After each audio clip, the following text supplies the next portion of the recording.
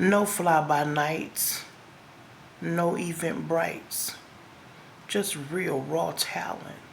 Make the girls compete and willing to fight what they dislike.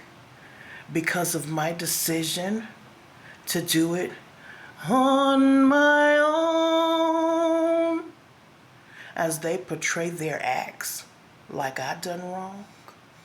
Their hopes were that I'd fail, but it was my win-win for the position that I've held, with my honor, independence, and integrity, which led me to continually build up this God-blessed legacy with no fly-by-nights.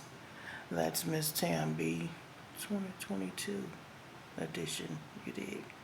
Let's get it.